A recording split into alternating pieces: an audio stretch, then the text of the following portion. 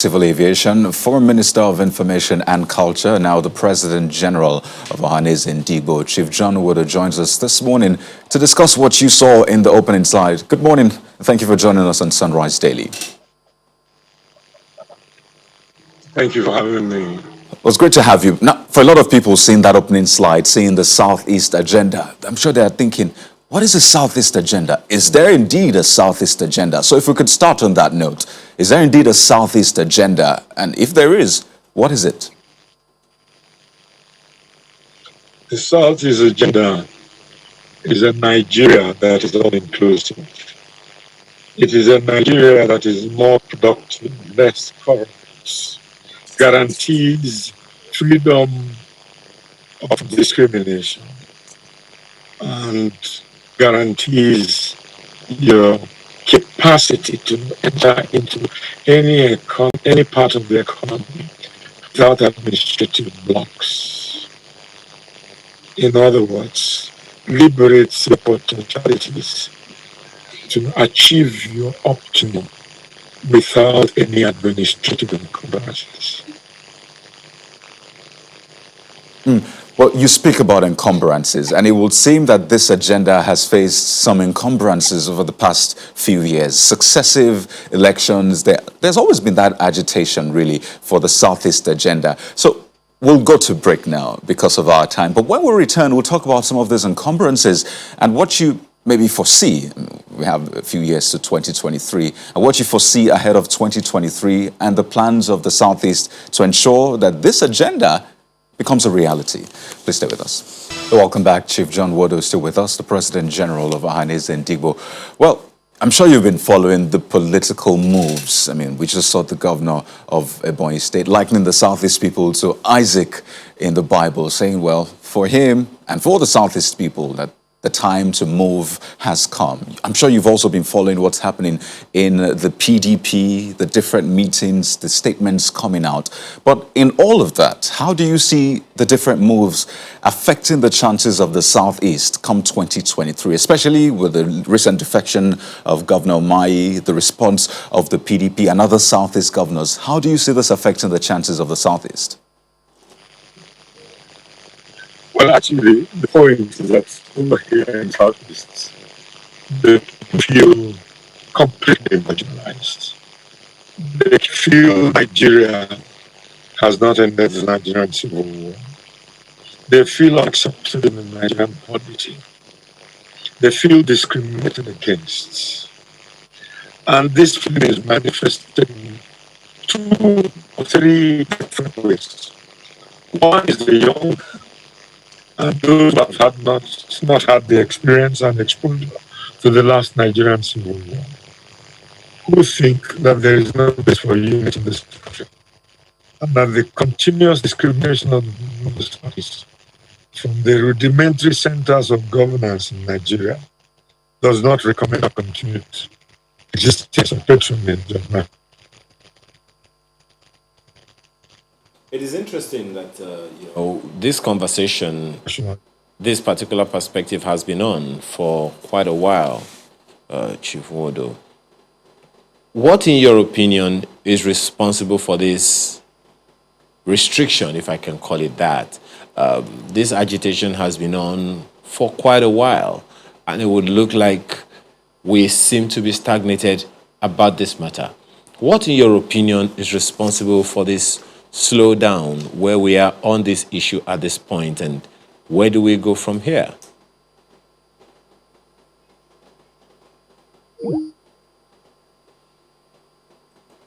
Well, the connection has been quite... Chief John Nwodo, can you hear us? Can you hear me, sir? Yes, I can hear you now. Okay, I was saying that, it's been for a while. This particular conversation about, the Southeast president has been on for a while. The closest we've gotten was President Goodluck Jonathan, and of course he's more of the South-South extraction.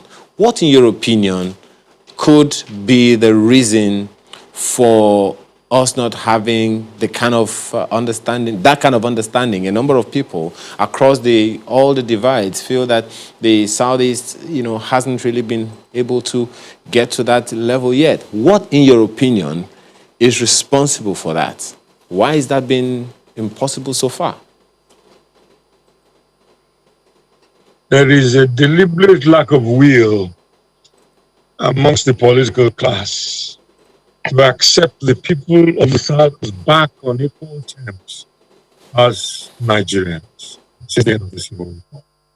It is not by accident that nobody from the Southeast heads any of the security arms in our country. Not the army, not the police, not the Air Force, not the Navy, not even the Road Safety Corps. It is not by accident that the commanding heights of the economy, the Southeast is denied to access to headship of the public sectors of its commanding heights. Our strength lies in the private sector. And nobody has shown more acceptability of Nigeria than the people of the Southeast. There is no community in this country where, apart from the indigenous community, the next largest community is not the Southeast community. I dare you to give me an example of anywhere. Right now, there are 11.6 million Igbos in northern Nigeria. There are 3.3 million Igbos registered in Lagos State alone. There are 2.6 million Igbos in Abuja alone. I want to see any other ethnic group that surpasses that outside its areas of natural habitation and origin. So this is a deliberate after-war policy. It's a deliberate political maneuver intended, maybe we may call it a conspiracy, to punish the Southeast for going to war. A war that was precipitated by a division by all Nigerians, not exclusively by the Southeast. So, quite frankly, you require what you may call an affirmative action today to reconcretize our national unity. But apart from that, a tokenism of a presidential slot to the Southeast is not enough. We require a restructuring of the federation. The current structure has failed. It has failed to generate national unity. It has failed to generate a strong and viable economy. It has failed to put us on the pedestal for effective participation in world economy in a competitive manner, or to raise the standard of education and of civilization in every facet of the economy. So are you saying that the answer really is not in a Southeast presidency? I mean, you say that that's some sort of tokenism. Are you saying the answer is not in that, but in proper restructuring of Nigeria? I'm saying that offering the Southeast an opportunity to lead Nigeria would not only be beneficial to Nigeria, because the Southeast, by virtue of their makeup, have peculiar characteristics for turning something out of nothing. The people of the Southeast are very gregarious, very industrious, and very adventurous. And at no time in the economy of this country do you need a leadership with such characteristics as now. Secondly, on a long-term basis, we have to radicalize the structure of Nigeria and release and unbundle central power so that there can be competition from all the federating units, and we can accord to the agreements of our forefathers in becoming a federation. There is no federation in the world that works the way our own works.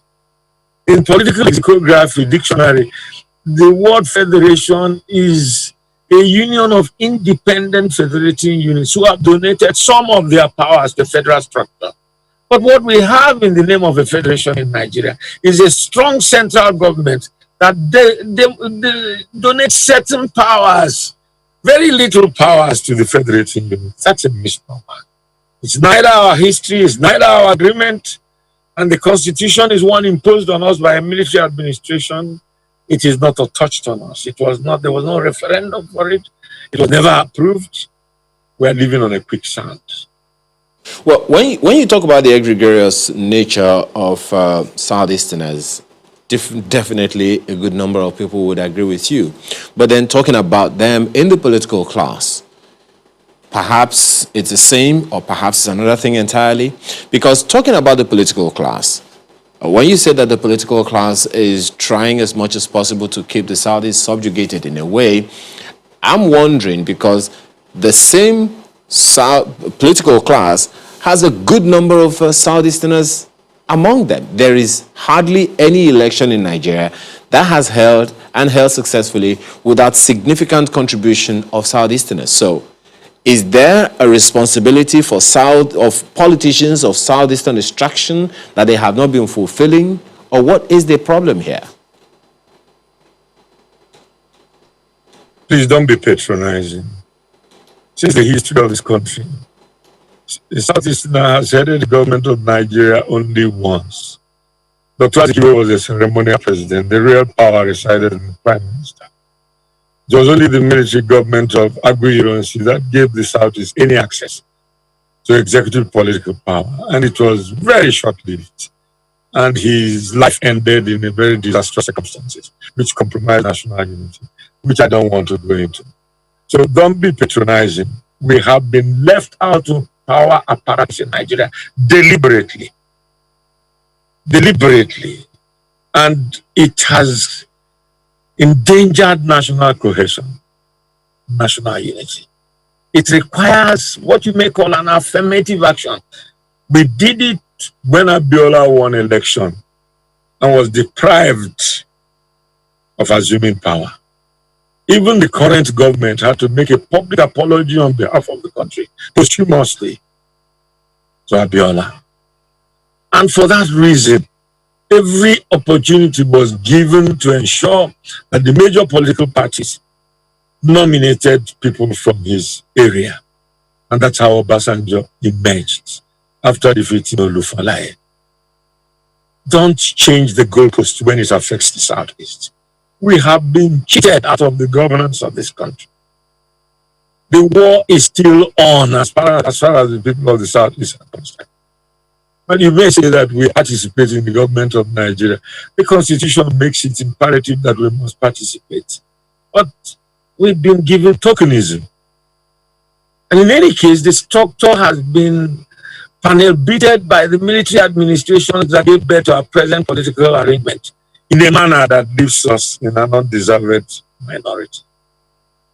And therefore, unable to negotiate on any platform, be it a political party platform or the platform of the National Assembly or the country as a whole. The statistics which I give you of our habitation in various parts of Nigeria belie what is donated to us as our population in Nigeria. But I was just wondering. I think that for national cohesion. Yeah, I understand perfectly what you have said. I mean, we have had to take a study of, the way Nigeria has been governed over the years. The closest, of course, you have also said it right about the only ceremonial president of Nigeria being from the Southeast. But, even in this republic, one wonders how come. Isn't it possible for politicians of the Southeast extraction to make a strong enough statement and to take a strong enough position that will get the attention of everybody?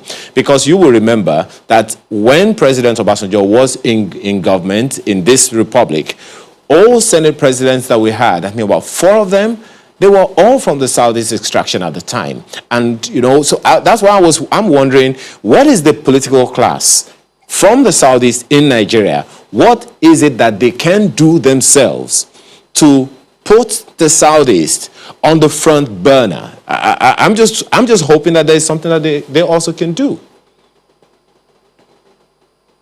Look, my friend, you keep going back to this argument because you're avoiding the kernel of the point. Restructure Nigeria, and let's go back to the arrangements that we had at independence. Let the states and the regions have sovereignty of their natural resources. Let them control education. Let them control development of infrastructure. Leave the powers of external relations, external defense, immigration, customs to federal government. And let the regions compete. And we will need the presidency of Nigeria in the Southeast. We had the first iron and steel complex in the whole of Nigeria in the Southeast. We developed it. We've built the first indigenous university in Nigeria, considering that University of Ibadan was a campus of the University of London. But we built the first indigenous university. We attracted world-class professors like Professor Glenn Taggart. Nsukka was booming. It had international reputation. We built the second brewery in the whole of Nigeria after Nigerian breweries for Golden Guinea. We built the first gas complex in Yemen. Look, my friend, when you're thinking 20 years ahead of your country, you're clearly leader. The election is only a formality. I'm saying in statecraft, in capacity to galvanize the economy and boost it. The Southeast is momentous. Peter Obi as governor of Anambra State, sky rocketed Anambra State to the first state in education. Right now, Governor Obiano has done that. The Anambra State won the first place in school certificate examinations. We have capacity to help ourselves. We do not need the ladder. But the system has jaundiced us. And it is erected intentionally to jaundice us. And our self-determination urge does not allow us to continue to patronize the system, which deliberately is aimed at keeping us down. So it would seem, yet again, that restructuring is a major, maybe it ranks highest when you talk about priorities for the Southeast. So restructuring, yes, you've talked about having a Southeast president also. That might help, but you think that restructuring is a big deal. But don't forget also, this restructuring is largely dependent on the political class. But just before we explore that, I mean, this structure, the class that you said have proven to be encumbrances to the Southeast, do they still exist? And what's the game plan? Well, listen, you seem to keep avoiding the kernel points that I raise. To belong to a country like Nigeria, the history bears me out. It's got to be the free will of the federating unit. You don't, through a military junta, impose a constitution and force a style of government on the rest of the country. It will never endure. If it does not end in our generation, it will end in the generation of our children. And God forbid that it should move us to another civil war. I'm one of those who is opposed to anything that will bring down a breakdown of law and order in our country. And I am glad that a number of people in our country are beginning to come to terms with the reality that we have no choice other than to restructure our federation. Look, our country is failing. You know, we are in a terrible recession now. And that recession is bound to go on because the ingredients that will turn us around are structurally disadvantaged from taking possession of the driving seat of the economy. And so when we talk about restructuring, it is not a Southeast agenda. It is a condition precedent for the survival of this country. Look, my brother, look at a country like Rwanda. It used to be a beneficiary of the Nigerian Fund in the African Development Fund. It has the highest growth rate in Africa. It has a standard of living that is better than any in Africa. And yet, it was a country immersed in civil strife, ethnic differences, and unprecedented murder of its citizens. My friend, look at a country like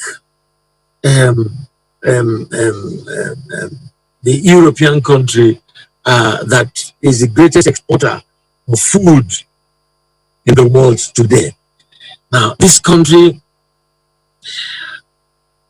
is 34,000 square kilometers. It is a small country in Europe. It exports $100 billion worth of food every year. And we have such food potential in Nigeria.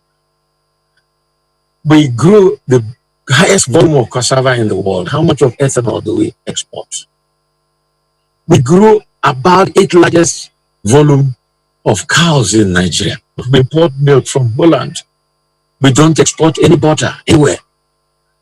We have such agrarian potential for massive food production that we have not exploited in any way because government is too distant from the people. With a restructured Nigeria, people will take the initiative in their hands. Now, oil is an expiring commodity. You can see now that all over the world, not only has the demand for oil shrunk because of COVID, but it has also shrunk because of the new alternatives to oil for power. In China, Europe, and America, in the last 2 years, more electric cars have been demanded than cars whose combustion is based on fossil oil. Right. If I may just butt in for a moment, because I mean there are a lot of issues here. But as we wind down, as a President General of the Apex Igbo Social Cultural Group, Ohaneze Ndigbo, I know you've been having conversations with leaders, governors, reps at the National Assembly, and other leaders in your region. Yes, you say this is beyond the Southeast. This is for Nigeria. And I recall that you made a statement about the Southeast agenda, which is to ensure that Nigeria achieves its optimum without encumbrance. So in terms of the conversations you've been having with these leaders, what does it sound like? And what feedback are you getting? Is there a buy-in? Because people would look at the politicians and say, well, it doesn't seem as though they are together on this. So what kind of conversation are you having with them? What kind of buy-in are they given in that conversation? Everyone from the Southeast is agreed on two basic conditions for continued existence of this federation. Number one, at the shortest minimum, an Igbo presidency in 2023, without which our participation, the continued participation in the politics of Nigeria is highly questionable. There is no, even a child here believes in this. And far more important than this, a restructuring of the federation as soon as possible. This is our two irreducible conditions. And anybody in the Southeast who does not believe in this is in the minority and dare not shout to the public because he will be almost committing suicide. So whichever way it swings, whether the PDP, the APC, or whichever party, as far as it leads to a Southeast presidency, you are with it. Well, it gives us the opportunity to be in the driving seat in order to facilitate a restructuring of the federation. There is a lack of political will. The APC, which is the current power in government, adopted a manifesto which recommended restructuring. In order to implement it, they set up a committee headed by the governor of Kaduna State. The committee recommended their form of restructuring. The president came out and told us in a press conference that what we needed was not structure, but process, whatever that means. Capitulating on the manifesto with which he went to election and won election. Won in quotes. You know, so the question is, they are sitting on a quicksand. Every index of responsibility is denied our country today. Our children have no meaningful education. The education you had, your child is not getting the same standard of education. Everything for which a country derives respect and integrity is denied us. Our corruption is at its worst. Look at the chairman of the EFCC, he's being investigated privately. But the Chief Justice of Nigeria was investigated publicly. What kind of system is this? His crimes are hidden. Nobody is prepared to tell us why he was interrogated for such a long time or what he's being charged of. What kind of country? Look at the NDC inquiry in the National Assembly. It was a question of whether the legislators were under trial or whether the executive heads of the NDDC were under trial. So this is hogwash. This is not how government works. In any civilization, the structure is deficient. Unless we revisit it, we're bound to doom. Well, Chief, this displeasure, I guess, you know, a number of people also say is the reason why many youths spontaneously across the country, you know, resisted something that they have many of them have been victims of, which led to the NSAS protests and all.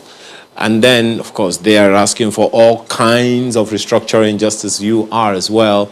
Maybe they don't even have an idea, as you do, how we should go about it. But then, in the ashes of that came the judicial panels that have been set up by a number of states to address some of the issues that the youths have raised. Where do you see that heading? How useful, how productive do you see it in the long run? I salute the leaders of the NSAS. I am 100% with them. In fact, but for the miscreants, they were demonstrating the heart of the Nigerian society, the tabula rasa. And it gave me confidence that we are good children. We have good inheritors of the system. Unfortunately, government has not reacted reasonably to them. And without our doing so, we are waiting for a time bomb. If I was a child, I will not be at rest until this country is changed. When I was a student in University of Ibadan, I went to the streets to demonstrate against government's problem. And our situation was far better than it is today. So what the children are saying today and the youths are laudable. And you haven't even listed their program. They want power sector unbundled. They want the oil sector unbundled. They want the quality of education up. They want our natural resources reactivated so that we can be an exporter of food. They want other countries. Look, we send our children to Ghana. Can you imagine to go for university education? In the last 30 years, how many strikes of ASU have we had? What is the quality of education you get in a Nigerian university? How many secondary schools in Nigeria have test tubes, Bunsen burner, chemicals for chemical reaction? The West African Examination Council conducts a examination for alternative to practical. What is all this, for goodness sake? Can you become a councillor in Nigeria without a godfather? Is there real election in Nigeria? Is there free access to public office without going to a godfather? The parties are owned by shareholders. Are there really elections in the parties? Even for party positions? If there's a crisis in a political party and it has to be resolved in the president's home, and the president can sit over the appointment of a candidate committee, is that democracy? Is that rule of law? Is that the constitution of the party? I think that's a great place. The children have every reason to be angry. And I want to tell you that those of you who are journalists are not helping this party enough. Forget about the personality worship and go to the kernel of the issues that are keeping us down. Which is why we have invited you to lay down the issues as they are, and we definitely appreciate you for sharing your thoughts on these issues we have raised. We've been speaking with the President General of Ohanes Ndigbo, Chief John Nwodo. Thank you for your time.